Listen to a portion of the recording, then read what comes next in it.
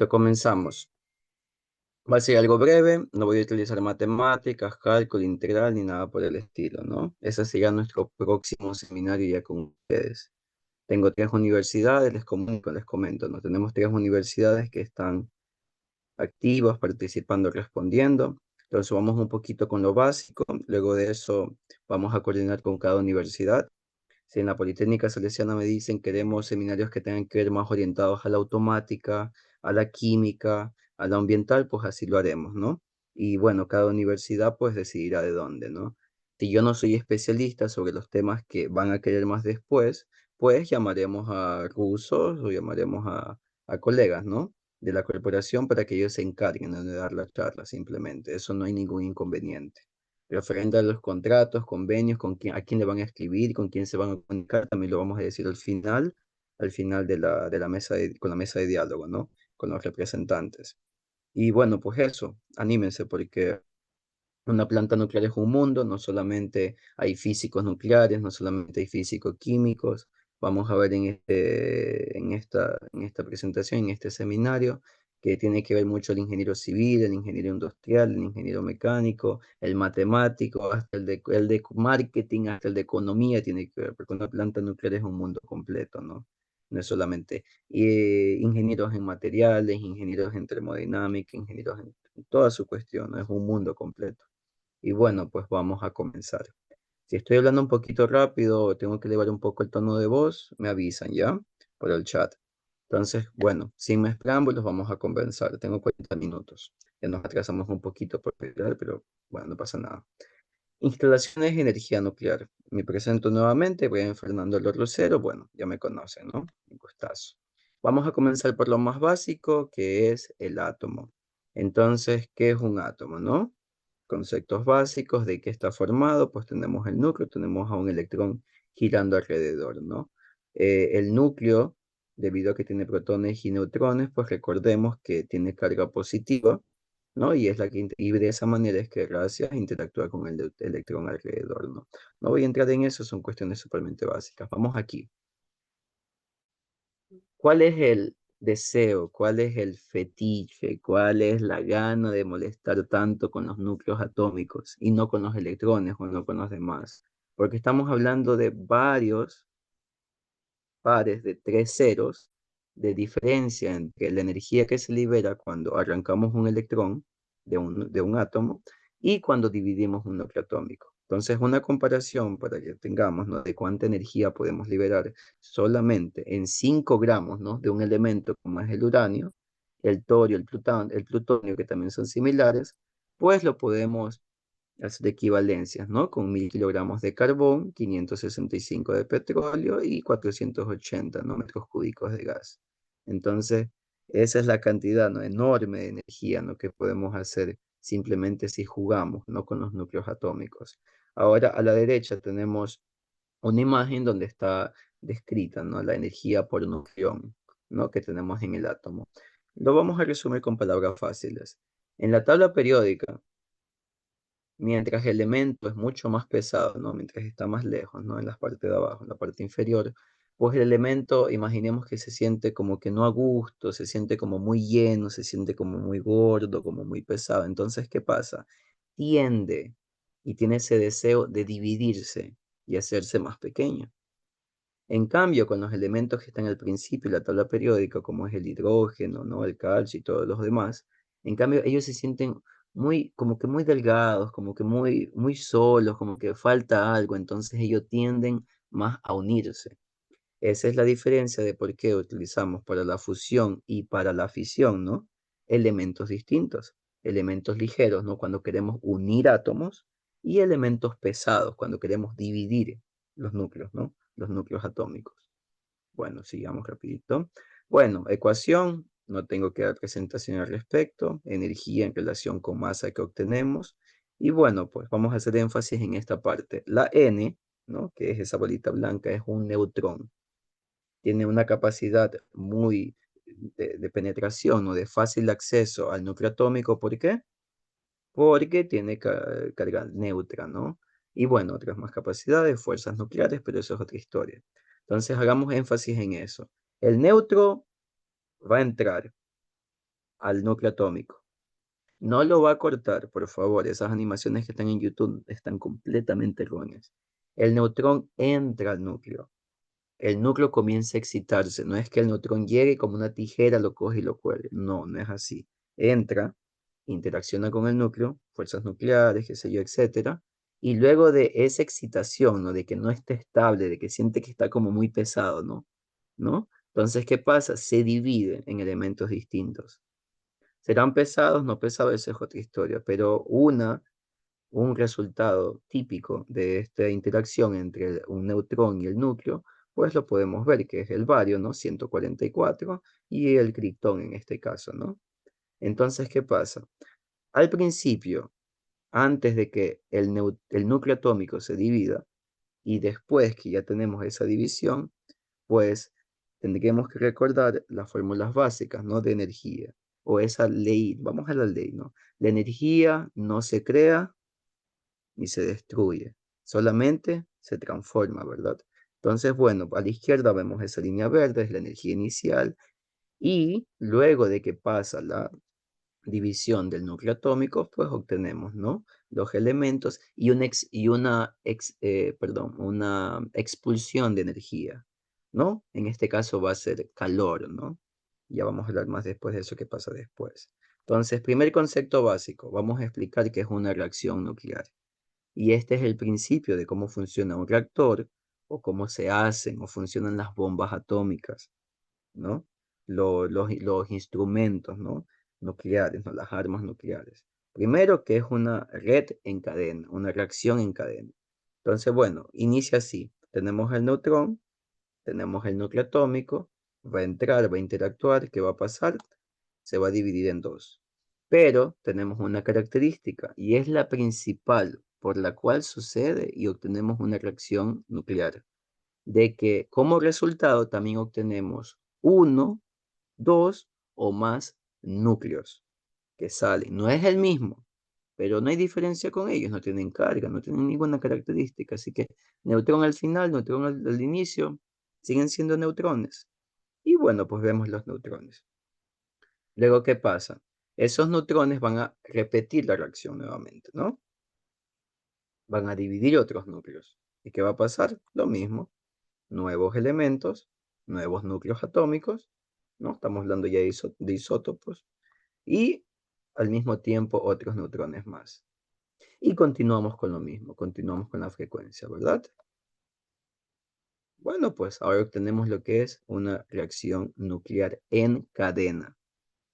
Entonces, si queremos que algo funcione indefinidamente, ¿no? Sin un fin, ¿no? Infinito, así, ¿no? Lo que tenemos que hacer, pues, es obtener siempre en cada división neutrones en la reacción nuclear. Ahora, ¿qué pasa? Para poder mantener una reacción en cadena, ¿no? Una reacción nuclear en cadena, necesitamos de dos características que van a regular la reacción. La primera, como ya lo vimos, el protagonista, ¿quiénes son? En la reacción nuclear en cadena. Son los neutrones. Ellos son los que hacen, como dicen vulgarmente, hacen el relajo, ¿no? Todo esto, ¿no?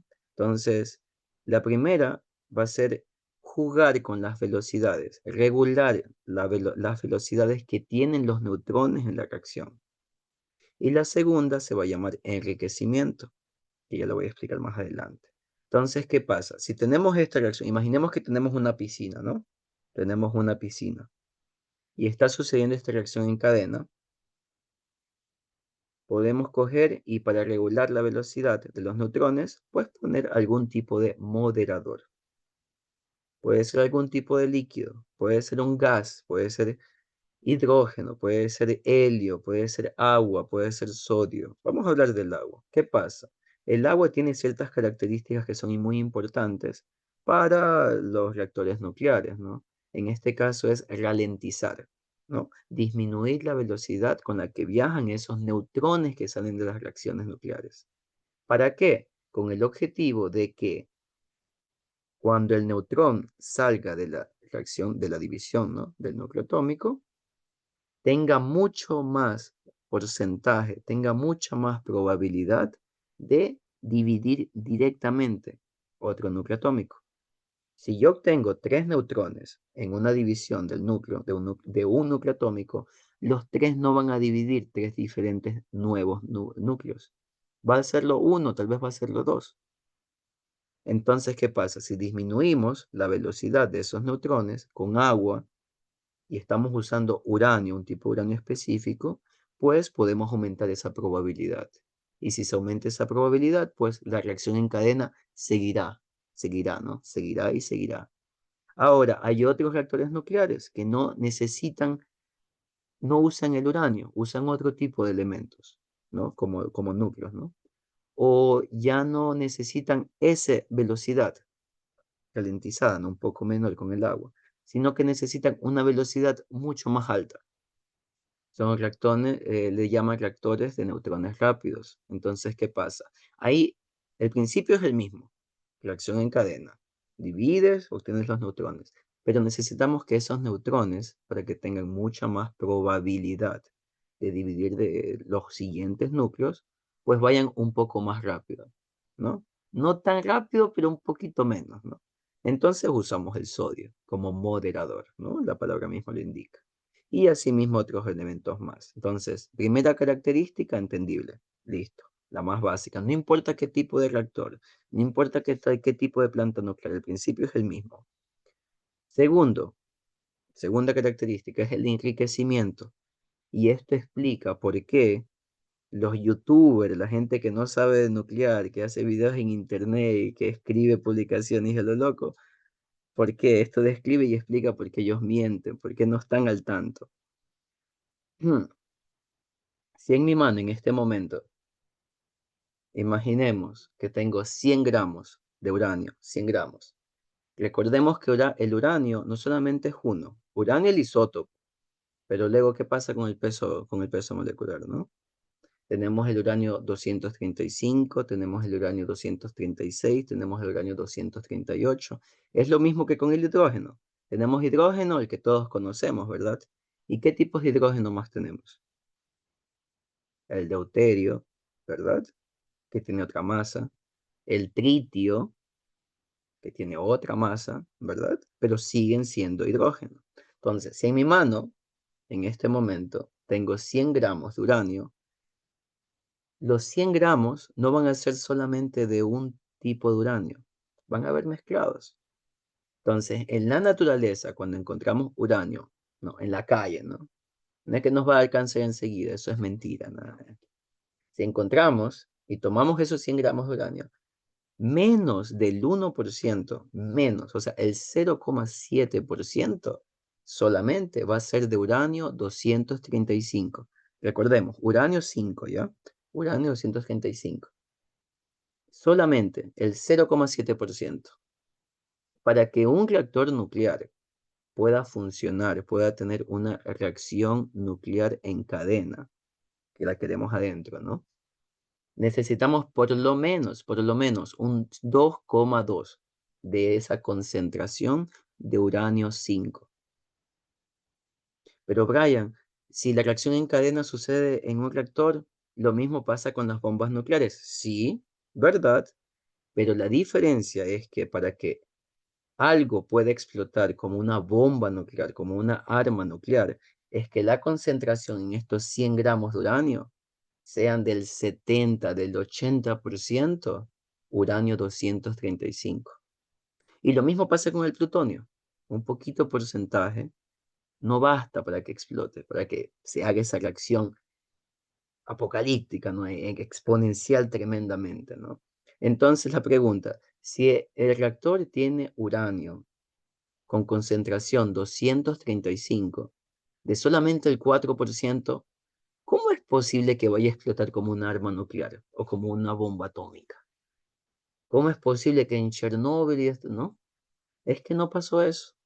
Lo que sucede en los reactores nucleares que pasaron en ciertos accidentes es que explotó el reactor, sí, pero es por el exceso de presión. No es que explotó y se va a pedir de un país completo, ¿no? Bueno, seguiremos con eso después que ya vemos los otros reactores nucleares. Entonces, si hay preguntas, pueden escribir en el chat con anticipación, ¿no? Bueno, ahora, ¿qué pasa? Pasemos. Ese combustible nuclear, esa reacción en cadena, no podemos simplemente tirarla a lo loco, ¿no? Tenemos que organizarla. Entonces, ¿qué pasa? Ese uranio, ¿no? Con ya ese enriquecimiento del 2, 3, 4%, 5%, ¿no? Las hacemos tipo pastillas. De alguna manera tenemos que organizarlas.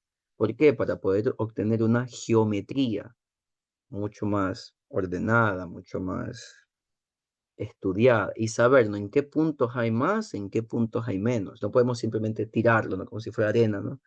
No, entonces, bueno, esas son unas pastillas que pueden ver en la parte superior. Y en la parte inferior, pues vemos esos tubitos, ¿no? Esos distintos tubitos. Son varillas que por dentro, ¿no? Son huecas, ¿no? Tipo cilindro, huecos, ¿no?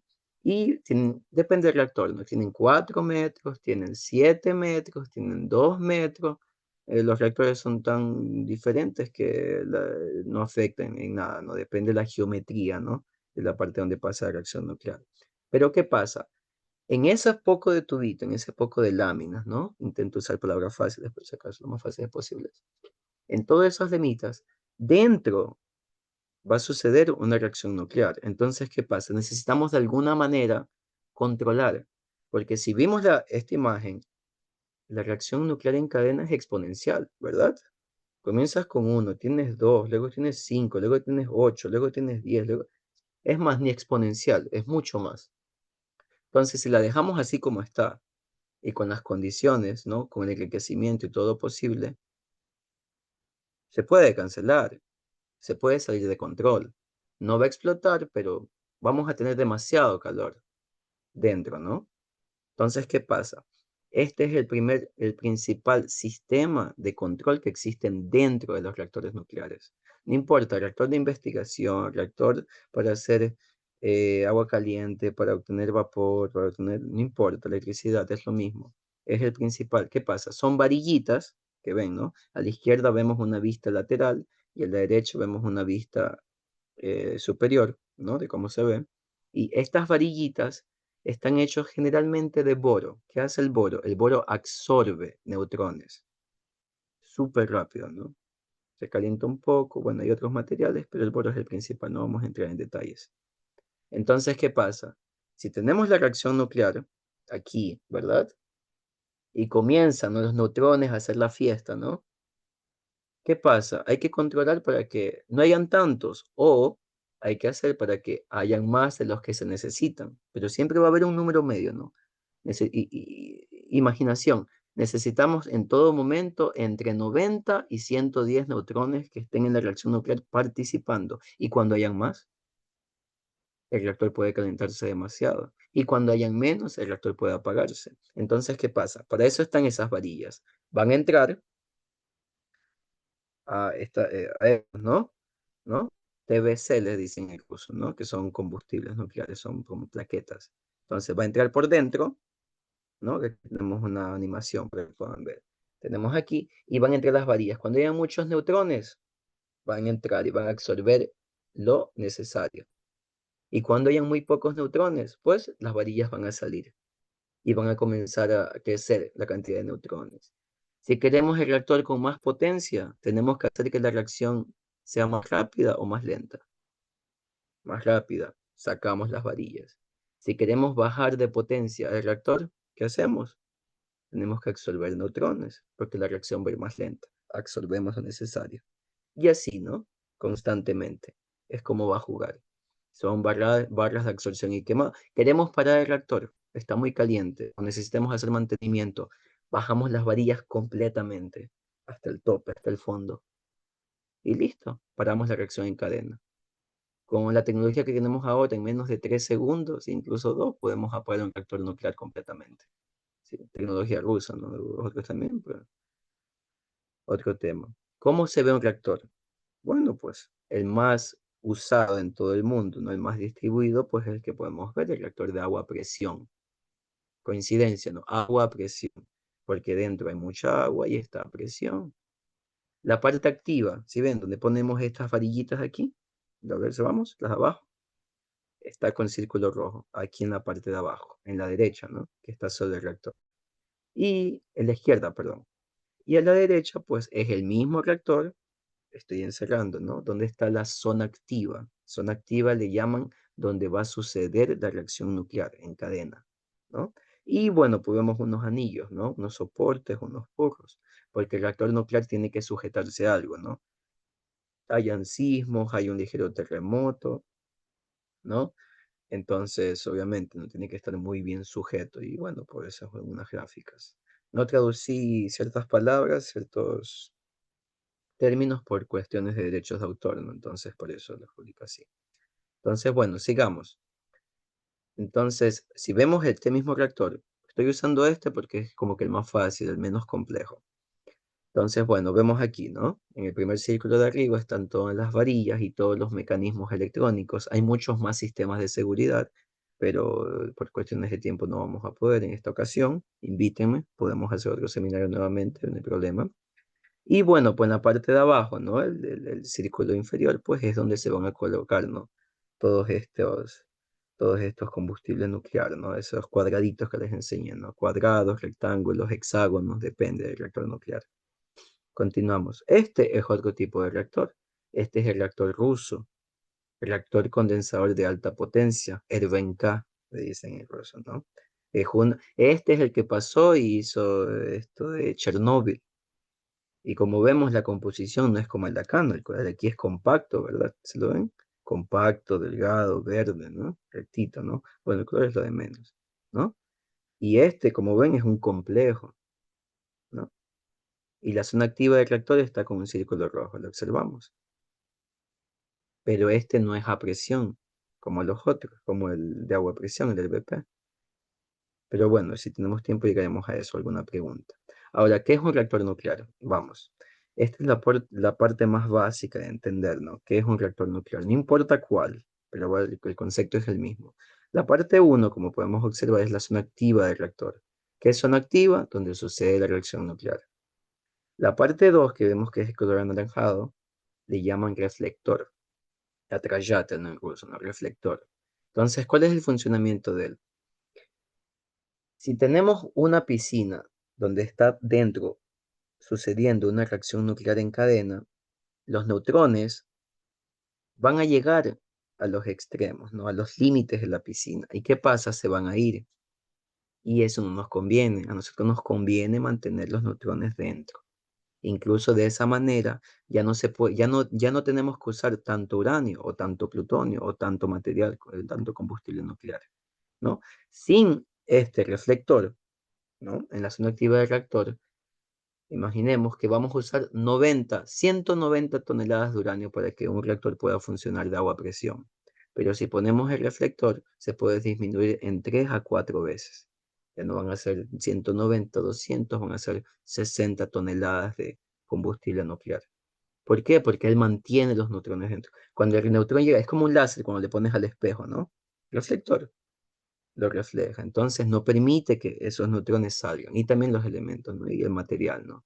También protege sobre la radiación, porque la radiación va a salir, ¿no? En una reacción nuclear, ¿qué radiación no tenemos? Alfa, beta, gamma, todo, hay de todo, ¿no? Entonces también es como un protector biológico, ¿ya? Luego tenemos parte 3 que es el cuerpo del reactor. Y este sí va a ser protagonista. Este sí va a ser el que nos va a proteger de la radiación dentro del reactor, porque la zona activa crea mucha radiación por todos lados. Si yo me paro y no está el cuerpo, ¿no? El corpus del reactor, todos los tipos de cáncer posibles van a suceder. Pero ¿qué pasa? Vamos a pasar esta diapositiva de aquí. ¿Ven? Tipos de radiación. Aquí están ¿no? Los tipos de radiación, obviamente, ¿no? Si tenemos rayos alfa, ¿cuál va a ser el principal protector, el principal material que va a poder bloquearlos? El papel. Luego rayos beta, el aluminio. Basta una capa de aluminio, ¿no? Es de cierta densidad, ¿no? Pero si ven al último, los rayos de neutrones. Es la peor radiación que puede haber. Es la que todo atraviesa. Es la que literalmente puede matarnos en cuestión de segundos, es demasiado. Pero ¿qué pasa? ¿Cuál es el material que mejor lo retiene? Lo detiene el agua y el concreto. Esta imagen no me la inventé yo, pueden buscarla en internet si necesitan. Entonces la pregunta del millón, ¿qué necesitamos para coger y protegernos de la radiación si tenemos un reactor nuclear? Pues cubrirlo de agua a concreto. Agua o concreto, o sea, como lo quieran, ¿no? Obviamente el agua no tiene su forma definida, ¿no? Entonces vamos a usar concreto. Hay personas que piensan que porque tienen un reactor nuclear o una planta nuclear cerca de sus casas, pues va a pasar algo. Y en realidad no, es ilógico, porque no les va a pasar absolutamente nada. El concreto es más que suficiente. Y es más, se ponen incluso muchos centímetros o incluso un par de metros más de lo que se necesita alrededor de los reactores nucleares. Bueno, sí, uno de los factores por qué cuando pasó Chernóbil, ¿no? Que todos los conocemos, y por qué se cogió y se pudo distribuir, ¿no? Todo, lamentablemente, toda esa radiación, ese material radiactivo, fue porque no teníamos un corpus completamente cerrado, completamente, que no salga nada, ni una gotita de agua. En cambio, tenemos otros accidentes nucleares, como en Estados Unidos, de Three Mile Island, ¿no?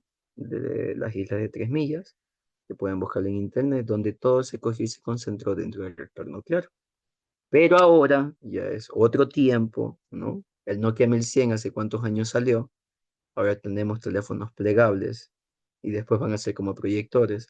Los reactores nucleares y la energía nuclear también coge y se desarrolla, como no tienen idea. Antes no se podía parar un reactor después de 2 segundos, ahora ya se puede. Es más, no acaban ni los 4 segundos ni los 3 y ya está apagado completamente. Entonces, bueno, vamos a pasar a la parte de la planta nuclear. ¿Qué es una planta nuclear? Bueno, tenemos aquí la parte anaranjada con rojo, pues bueno, ahí tenemos el reactor. Vamos a verlo enseguida, ¿no? Este es el primer circuito, le vamos a llamar. ¿Por qué se llama primer circuito? Porque lo decidí yo. Es una mentira. Se llama primer circuito porque el flujo de agua, en este caso, de líquido, de gas, de lo que sea, que toma contacto directo con la zona activa del reactor, ¿no? Es la principal, es la que va a llevar ese calor, ¿no? A los siguientes dispositivos, ¿no? Para las turbinas, a lo demás. Gracias a este que va a acumular toda esa energía térmica, ¿no? ¿No? Y que se mueve mediante bombas y se regula la presión, ¿no? Más o menos, es que se va a hacer. Ahora, ¿qué pasa? Hay ciertos reactores que dentro, en este primer circuito, parte del agua ya se convierte en vapor y usan vapor radioactivo para mover las turbinas. Pero en este caso, como vemos aquí, este es el reactor. Este en verde, se observa, ¿verdad? Es el flujo, ¿no? Lo ponemos aquí, podemos observar el flujo.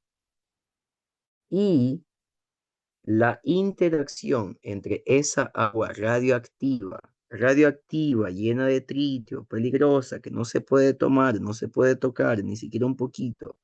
La interacción no es directa, ¿sí ven? Esta parte morada. No es directa.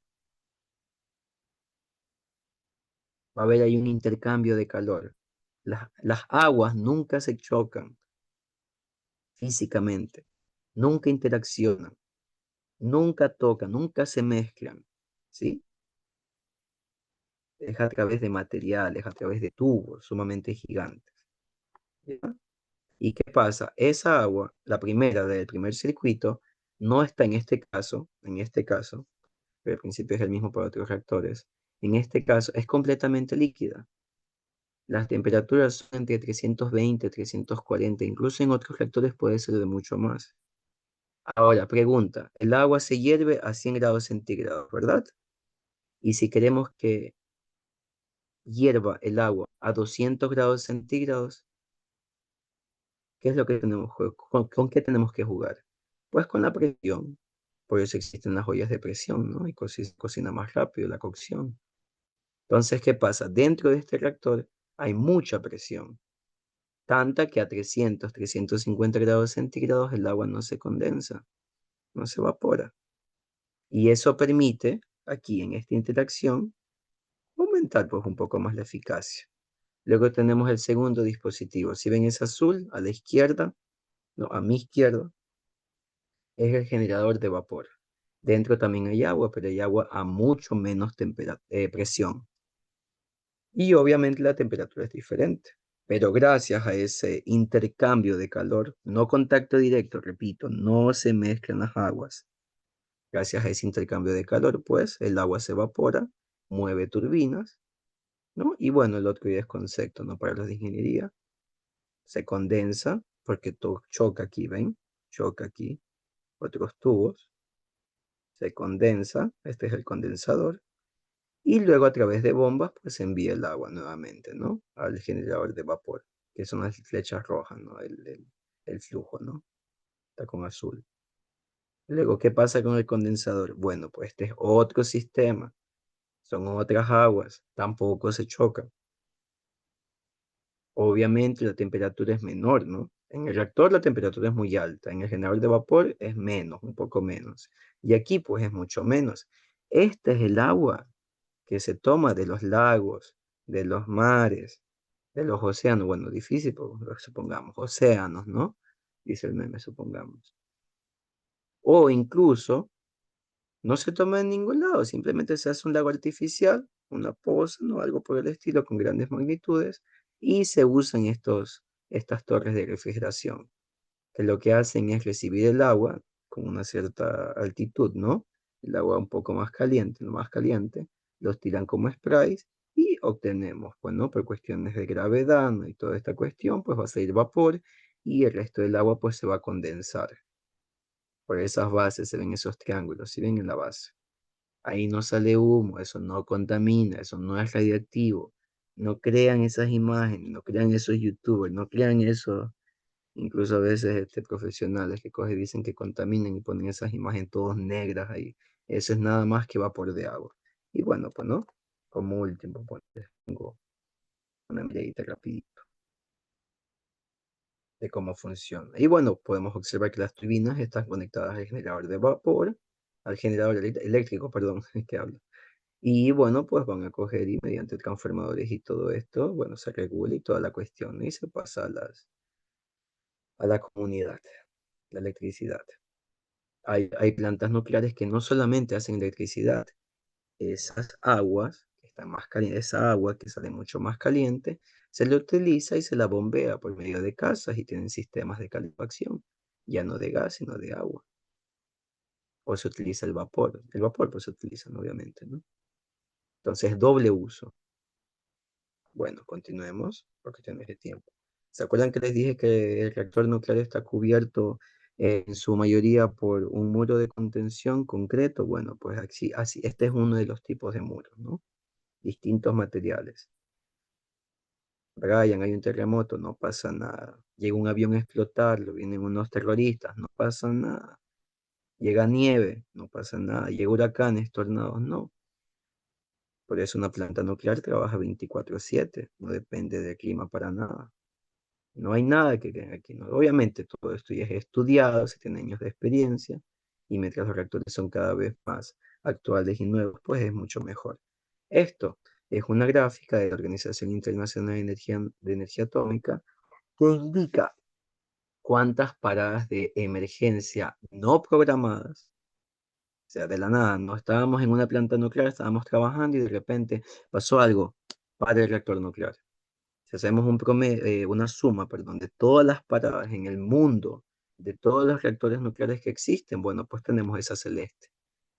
Quería poner más años, pero se me hace muy feo, muy largo, ¿no? La imagen, no se me hace feo, no se ve muy bien. Entonces, bueno, dije 2011, 2021. Y las azules oscuros, ¿no? Son tasas de paradas de emergencia automáticas, ¿no? Cuando hay mantenimiento, cuando... Porque miren, un reactor nuclear no es que lo maneje una persona, eso quiero aclarar. Hay muchos sistemas automáticos, ¿no? Hay mucha automática, mucha electrónica, mucha programación, como no tienen idea. Constantemente estudiando materiales, hay que estudiar todo. Entonces, ¿qué pasa? Esas tasas de paradas de emergencia automáticas no programadas, simplemente pasó algo el reactor, el programa que ayuda, ¿no? A los operadores, ¿no? A los que controlan la planta nuclear dijo, apagamos.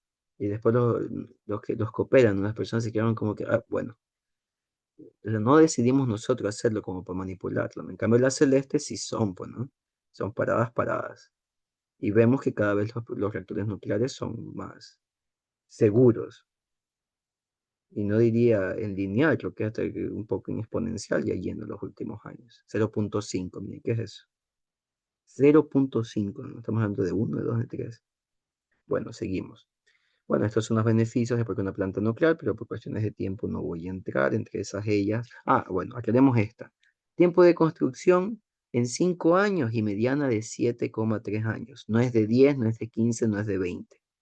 No lo digo yo, son datos internacionales de toda Europa y del mundo, incluso hasta China. Francia, una de las top en crear, en construir, ¿no? Muy rápido las plantas nucleares. Las plantas nucleares contaminan, mentira, según un estudio europeo, de 4,9 a 6,3 gramos de dióxido de carbono por kilovatio. ¿La eólica contamina más? Sí, la solar también. Y tengo un estudio europeo, lo puedo enseñar en la parte de preguntas, que no lo hice yo, ¿no? Por si acaso, ¿no? Donde cuentan, ¿no? El ciclo completo. Uno dice, un panel solar no contamina el ambiente. Ajá. ¿Y cómo haces el panel solar desde el cero? Tampoco cuentas cuánto contaminas. Y luego el panel solar deja de trabajar. ¿Y cómo lo reciclas? Ahí no cuentas cuánto CO2, ¿verdad? Por kilowatt hora generado lo haces. Pero si hacemos un conteo desde que no tenemos nada hasta que ya estamos reciclando todas los parques, ¿no? Las construcción, ¿no? Los cierras, ¿no? Incluso los reactores, combustible, todo. Entonces hacemos un completo, ciclo completo de vida. Ciclo de vida completo de emisiones de gases de efecto invernadero. Ya la historia cambia bastante, pero bueno, le enseñé más después si tiempito. Y el factor de planta, que es el más importante, ¿no? Este sí, pues aquí no me van a decir que no. Ahí está, factor de planta o factor de capacidad. Tenemos 92,5%. La eólica 35 y la solar 24. No es una vez, no es 1,5, pero bueno. Y bueno, en realidad ya he acabado, pero vamos a hacer aquí algo rapidito para Ecuador, ¿no? Porque estamos un poquito más. Entonces, bueno, esta es una gráfica de la producción bruta energética por tipo de generación. 2023, 24, 20, y bueno, 25, ojalá y lo pongan, la publiquen. Bueno, pues este es un panorama. Generación hidroeléctrica del 86,3%. Este es, ¿no? Generación termoeléctrica, obviamente, no usa combustibles fósiles, contaminamos el ambiente y además es mucho más cara. Usa biomasa, ¿no? El fuel oil, el gas natural. Y quiero hacer hincapié en esta parte, generación no convencional. No ha cambiado mucho por si acaso, no ha pasado de 2% hasta la fecha, ¿eh? Ya andaba viendo unos informes del gobierno. Pre-informes, porque los informes no están ni hechos, van a estar atrasados. Generación no convencional, 1,15% en el 2022, parte del 2023. Y ese 1,15% se divide en biogás, fotovoltaica, eólica y biomasa. 1,15%. Incluso la interconexión que es de Perú y Colombia ayuda muchísimo más y da más electricidad que incluso todas las partes ecológicas, ¿no? de las fuentes de energía, las fuentes ecológicas. Pero si construyéramos una planta nuclear, ¿no? Estándar, no es ni la más potente, ni la más barata, ni la más cara, ni la más nueva, ni la más vieja. Entonces el panorama sería así, sería 22,25%. Ese sería el impacto de un reactor nuclear, de una planta nuclear en Ecuador. Solamente una, 22,25%. No dependemos de qué mes, feriado, día, hora, llueve, relampaguee, truene, mucho sol, poco sol, no importa. Son 8.130. Y bueno, una comparación con las represas hidroeléctricas, pues sería esta. Sería el 35%, ¿no? Incluso a Coca-Cola Sinclair, ¿no? Bueno, que no está funcionando ese 100%, ya se sabe por qué. Pero bueno, pues ahí sería una comparación, ¿no? En el caso de que hagamos una planta nuclear. Todo este artículo está publicado en internet por si acaso, en Nuclear for Ecuador. Les pueden ver el link después, que es un análisis que hice breve. Y bueno, pues no es algo del otro mundo, ¿no? La ESPE, las Fuerzas Armadas, hizo un estudio en los tiempos, en 2017-2018, con tal presidente, donde estaban viendo variantes, ¿no? Y quedaron en que hay 5 puntos en el Ecuador, donde, según cuestiones climáticas y geológicas, pues sería apto poner una planta nuclear. Pero bueno, hasta ahí quedamos y ya no se lleva más. Muchas gracias y acabado. Hasta menos tiempo me he tomado.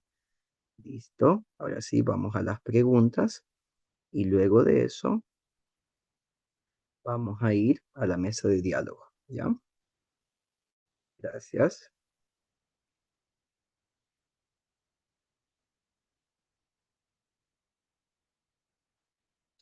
Déjenme ver los mensajitos. Presión. Exacto, presión. Listo, esperemos un ratito a ver si hay algún tipo de preguntas. Me hacen llegar por micrófono, ¿sí? Creo que el auditorio está un poquito grande por ahí. Todo este seminario va a ser grabado y publicado por si acaso, ¿no? Entonces, lo pueden compartir después. Espero haber sido lo más simplificado posible. Acá va. Región primer minuto, creo yo, pero está en un ¿Cómo, auditorio cómo giganza. estamos? ¿Qué tal? Ah, listo, listo. A ver, escuchamos. Gracias, Te ¿ya? había dejado en el chat, en el WhatsApp por interno porque estaba en otro lado. Ok. Mira, Ah, entiendo. Ujú. una consulta que salió acá es el tema justamente de la comparación con las renovables y tienen la inquietud y tienen la consulta puntual de si este tipo de energía puede ser considerada como una especie de energía renovable.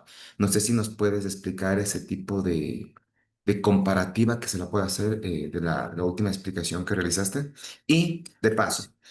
Ujú. También el tema de la transferencia térmica que se tiene en los reactores. Sabemos que tenemos vapores sobresaturados, que eso es lo que ayuda a mover todo el tema de las turbinas y demás. Ajá, ajá. ¿Qué tipo de tecnologías suelen emplearse de manera común en este tipo de transferencias térmicas? Esas son las dos consultas que me hicieron de manera puntual. Ujú, ya, por ahora solamente esas dos, ya. Mientras responde, si hay alguna más, coge y la escriben, ¿ya? A ver, primero, vamos a esta partecita porque no hay mucho tiempo, si no tenemos menos diálogo, ¿verdad? Y queremos el diálogo, hasta yo estoy interesado en el diálogo. Ya les voy a enseñar la comparativa que tiene que ver con lo de cuál es más contaminante y cuál no, la referencia que tiene que ver con las renovables, ¿no? Y les voy a enseñar el estudio que lo sacó ya hace unos años la Unión Europea incluso, sino que lo tienen por ahí escondidito. La cuestión, vuelvo y repito, el ciclo completo, lo que tiene que ver es desde que no tienes nada hasta que tienes una planta nuclear construida. Y lo mismo pasa si tienes un parque eólico, ¿verdad? Desde que no tienes nada hasta que tienes el parque completamente construido, ¿no? Primero voy a entrar con esto. Desde el principio, todas las fuentes de energía contaminan. Todas. Metámonos eso en la cabeza. Usas metal, usas plástico, quemas esto, pegas esto, haces esto, lo llevas en el carro, lo transportas, todas contaminan. Antes de hacerlo y después de hacerlo, porque después de hacer lo que tienes que hacer, tienes que desinstalarlas, pues, desmantelarlas, ¿verdad? Entonces, bueno, vamos con este estudio, fuente, ahí está, ¿no? Apellido Sobacol, no es ruso, no es ecuatoriano, por si acaso pueden tomar una foto, screenshot, y él lo que hace es clasifican, y como vemos el tema, pues, ¿no? Ahí está escrito, ¿verdad? Por cada kilowatt hora de electricidad. Y él dice, bueno, las emisiones son, obviamente el carbón está en primer lugar, 1010 el segundo, y vemos que la energía nuclear, ¿no? Está como intermedia. Por eso yo insisto tanto que la energía nuclear debería tomar, no como el único fuente o la mejor fuente de creación, como es como la mejor fuente de electricidad, sino que al contrario, como un eslabón para pasar, ¿no? Entonces, bueno, ¿queremos ver otro fuente? Bueno, vamos a la investigación hecha por la Unión Nacional de la Comisión Europea, pues, ¿no? Que está traducida, ¿no? Pueden tomar una fotito por si acaso, fue publicada en el verso del 22, 23, y nos da este mapa en esa investigación para que no lean todo el papeleo, ¿no? Esta es la gráfica que nos enseña. Vuelvo y repito, se coge y se estudia el ciclo completo, desde que no tienes nada hasta que desmantelas, ¿no? La instalación. Y no, bueno, para traducir un poquito, ¿no? Al español, para los de economía, que es normal, incluso ni yo, bueno, pues vemos, ¿no? Un promedio, ¿no? Carbón entre 149 y 1095.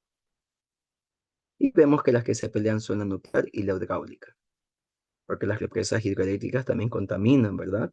Cuando pones una hidroeléctrica, pues modificas el ambiente alrededor, disminuyes el caudal, aumentas el caudal, das las especies alrededor y todo, pues es obvio, ¿no? La cuestión. Pues la nuclear también hace lo mismo. Entonces, bueno.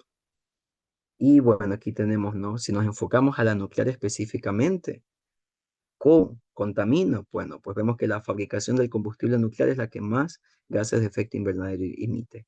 CO2 en específico, que es la protagonista, ¿no? Que es el 38%. Luego el funcionamiento de la planta nuclear es el 17%, que es ridículo, o sea, las cantidades son demasiado diminutas. Por eso hay muchos que dicen el funcionamiento de una planta nuclear no contamina para nada. Contamina, pero en relación a otras, pues. Y bueno, vemos el total, ¿no? Entonces, bueno, les dejo por aquí, para que pongan una fotito por si acaso. Pueden buscarla en internet, también está guardada así. Y gracias a este estudio es que la Unión Europea pudo meter a la energía nuclear en el grupo de las energías verdes, ¿no? Ahora, ¿por qué no es energía renovable? En su fundamento, cuando hablamos de energías renovables, son energías donde la fuente no se acaba, ¿no? Si hablamos del sol, el sol podemos decir que está siempre, que el planeta dé la vuelta y que haya sol 12 horas, unas horas, y no haya el otro resto del día, es otra historia. O que haya viento, ¿no? El viento nunca se va a acabar en teoría, ¿no? Si lo vemos de esa manera, con ese punto de vista. Pero en cambio las plantas nucleares no es lo mismo, porque nosotros que necesitamos combustible nuclear. Y cada cierto año, si son, bueno, con reactores más nuevos cada año y medio, tenemos que detener la planta nuclear varias semanas para coger y colocar un nuevo combustible nuclear, porque el combustible que ponemos al principio se gasta, se acaba ese uranio, si es de uranio, ¿no? Se acaba ese uranio 235, que se divide tan rápido, ¿no? Que se divide bien, que es el que nos interesa. ¿Y qué pasa? Pues tenemos que colocar nuevo uranio. ¿Y el uranio es como el viento, es como el sol? No, el uranio sí es limitado. Pero, como lo dijo, si pusieron atención en las palabras de inicio, ¿no? De nuestra colega de Rosatom, Rusia es el primer país en el mundo que hasta la fecha tiene un ciclo cerrado de combustible nuclear.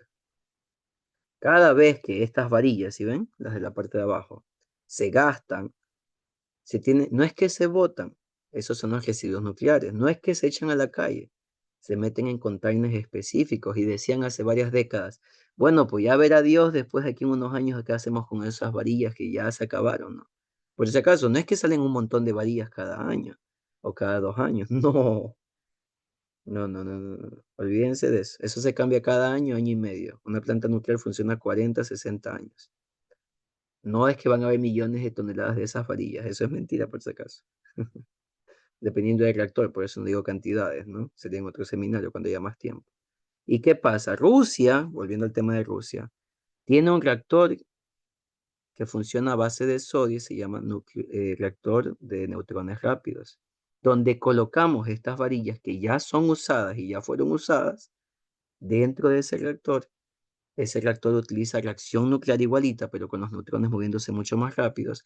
Y después de un tiempo que ese reactor, esa planta nuclear ya genera electricidad, esas varillas vuelven a estar como nuevas y se pueden colocar nuevamente en los reactores nucleares. Rusia es el único país en el mundo hasta ahora que tiene ese tipo de reactores. Hasta yo quiero hacer un doctorado en ese reactor, por que no me regreso el cuarto de acá. Tema interesantísimo y tiene que ver mucho con la parte ecológica. Ya está demostrado, se llama BN 600, pueden buscarlo en internet, reactor de neutrones rápidos, BN 600. Y ya tienen el 800, ¿no? 800 quiere decir la potencia del reactor, cuánta electricidad se genera al respecto. Pero es muy caro, ¿no? Entonces están tratando de hacerlo más económico. Y ya va a haber uno que se llama BN 1200, ya está en proyecto. Entonces, con ese reactor, ya. ¿Se imaginan ahora cómo están todos los países queriendo enviar toda la basura, el combustible nuclear a Rusia? Pero por cuestiones políticas, no, pues no, no se puede, pues así nomás, ¿no? Entonces, ya está en funcionamiento. No es que se lo inventaron, no es como los reactores modulares, que son chiquitos. ¿Y cuántos hay en el mundo funcionando? No más de 5. Y ojalá Dios me dé conocimiento para entender por qué Ecuador está haciendo una ley nuclear en base a reactores modulares, cuando solamente hay 5 en el mundo funcionando y todavía no están vendiéndose ni tienen certificados internacionales, pero esa es otra conversación que veremos después, ¿no? Y dialogaremos. Cuando me paren bola, pues no soy presidente todavía. Entonces, bueno, ¿alguna otra pregunta? Creo que respondí, ¿no? Te voy a hacer la pregunta y eso tengo que ser. Supongo que no, ¿no? Entonces, bueno, esperemos un minuto y si no, pues nos vamos a la mesa de diálogo. Si hay alguna autoridad de alguna universidad conectada, algo por el estilo, pues unos 2 minutos ya es el momento. Voy a quitar la perfección entonces. Брайан, там в чате еще вопрос был, вот вы на него ответили, да, уже? Guide на чате, ¿да? Вот в чате, Cartas посмотрите, еще вопрос сейчас. есть. Ya vemos, me dicen que hay una И pregunta. еще один, видите, про СМР реакторы и про реакторы. Где Zoom? Потерялся тут. А вот чат внизу Ага. такой, Вот, все, окошечко. все. Увидели, да? Buenas tardes, ¿cuál es el tiempo de vida útil en promedio de los reactores nucleares? En promedio, si no hablamos ni del más viejo, ni del más nuevo, ni del más caro, ni del más barato, ni del más grande, ni del más pequeño, entre 40 y 60 años. Esa es la vida útil. Se cambia combustible cada año, año y medio. Se para la planta nuclear, par de semanas, más o menos, ¿no? No es que se va a parar toda la vida. No es nada por el estilo. Ah, no lo digo yo. Déjenme proyectarles todo aquí, ve. Yo tengo aquí una publicación que hice hace tiempo en una exposición internacional de Latinoamérica. Les voy a proyectar esta ya para que tengan referencias. A ver, share. ¿Dónde está? Aquí está. Podemos ver en pantalla, ¿verdad? Déjenme notificarlo. Aquí está, ve. Listo. Lo subrayo por si acaso. Está aquí. Y bueno, vemos, ¿no? La vida útil de una planta nuclear de 40 a 60 años según una investigación de 10 años realizada por la Oficina de Energía Nuclear de los Estados Unidos. Referencia 11, ¿no? Este es un artículo, pueden buscarlo. Se llama Impacto de una planta nuclear en la matriz energética del Ecuador. Lo hice con un colega Fabián Yumbo de Quito. Pueden buscarla en Google. Y aquí hago bastante comparación, pues, ¿no? Y especifico, están las fuentes, ¿no? Está con código y todo, con una publicación que hice hace tiempo, y se ven por las fotos, ¿no? Pueden revisarlo y las fuentes están al final, ¿no? Fuente 11 con su, bueno, aquí está, ¿ven? Oficina Nuclear de USA. Aquí está el link, pueden entrar y pueden ver ese promedio, ¿no? Todo lo que estoy diciendo es en base, pues, y de diferentes países, no es que Rusia lo dice, Ecuador lo dice, Brian lo dice, nada que ver. Ya, ¿qué otra pregunta había? Déjenme ver. Aquí lo dejo, ¿no? Tomen un screenshot ya, porque tenemos que movernos rapidito. Una fotito, un screenshot, pueden buscarlo en Google. Ya escribí este artículo. Brian Lord Lucero le ponen nomás. Listo. Y la otra me dijo tiempo de construcción en los reactores modulares. Miren, ¿qué pasa? La cuestión con los reactores modulares, insisto, y lo dije hace un año y medio que estuve en un convenio, ¿no?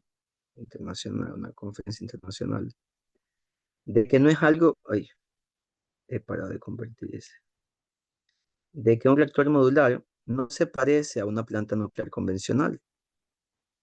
Me refiero a las magnitudes, me refiero al tamaño, me refiero a los componentes, ¿no? El reactor, cuando hablamos de reactores modulares, imagínense que en un cuadradito ponen mini generador de vapor, mini reactor, mini control de presión, mini, y todo es como que mini, ¿no? Entonces los modulares lo que hacen es simplemente colocarlos como si fueran maquetas, ¿no? Uno además, uno al lado de otro, ¿no? Y todas las potencias se van sumando y todo eso, ¿no? Pero no es que yo esté en contra de los reactores modulares. La cuestión con los reactores modulares es que son muy nuevos, no están todavía comerciables. Y en cambio, en las plantas nucleares y los reactores convencionales ya tenemos más de 50 años de experiencia. Entonces, ¿cómo vamos a coger? Y bueno, hablando de Ecuador, vamos a hacer leyes orientándonos a los reactores modulares cuando todavía ni siquiera se están vendiendo. Y bueno, sí, el optimismo nunca está de más, ¿no? Decir, bueno, de aquí en 1 año, 2 años ya va a haber reactores modulares, pero es que yo lo veo muy complicado. La vida útil depende de los reactores modulares. Hay reactores modulares que se cambian cada 6 meses y otros que se cambian cada año, depende del país, pues, ¿no? Que los construyó. Hasta la fecha yo solamente conozco, bueno, he escuchado de 6 reactores modulares. Tres que irónicamente los tiene Rusia. Digo irónicamente porque las personas hablan de otros países, Francia, hablan de Pakistán, hablan de China. China también tiene un reactor modular, pero los costos de ese reactor, mejor me hago uno normal. Son entre 4.000 y 5.000, ¿no? Si no estoy mal, millones de dólares para crear un reactor, una planta nuclear desde cero. Entonces, no les digo, son cosas pequeñitas. Vuelvo, repito, son de 6 meses y bueno, depende del reactor después, ¿no? Que se van cambiando. Y pues para no manejar la transportación un poco mejor, como todo es mini, pues coge y es fácil, ¿no? Y llevarlo. La cuestión es que si el reactor modular, que es ese cuadradito, ¿no? Se gasta, ¿a dónde hay que llevarlo? ¿A Ecuador? No, pues si lo vende China, lo vende Estados Unidos, pues hay que hacérselo llegar a ellos. ¿Y cuánto va el envío? Y no es que nosotros vamos a comprar el reactor modular y nuestros ingenieros lo van a abrir y nuestros ingenieros lo van a reparar y ¿Me explico? Entonces a esa cuestión es de que yo voy. Y todavía no hay certificados internacionales, no hay ninguno puesto en venta hasta la fecha. Y no es tan fácil como con la vacuna del coronavirus, pues, ¿no? ¿Recuerdan? No es que se diga, ya viene. Pasaban 2 meses, 3 meses, 6 meses. Ya viene, ya viene. Ujú. Y ahora que hay síntomas secundarios. Entonces, con un reactor nuclear, esa es la cuestión. ¿Lo veo a futuro próximo? Sí, pero aún están por mucho camino. Entonces, yo, si me preguntan a mí como especialista en plantas de energía nuclear y reactores, y con lo que he leído y las referencias que tengo, pues preferiría 1000 veces una planta nuclear de 40 a 60 años que andar cambiando cada año, pues, ¿no? Un, un reactor modular pequeñito. Y la pregunta, y después se usa, porque el reactor modular se lo pone y no es que, y trabaja como uno normal. No, no, no, no. Se pone, se acaba y luego, ¿dónde le hacen el mantenimiento? ¿Cómo me lo hacen que ese modular trabaje de nuevo 1 año más? Bueno, ¿alguna otra pregunta? Sí, ¿cuál es el tipo de construcción?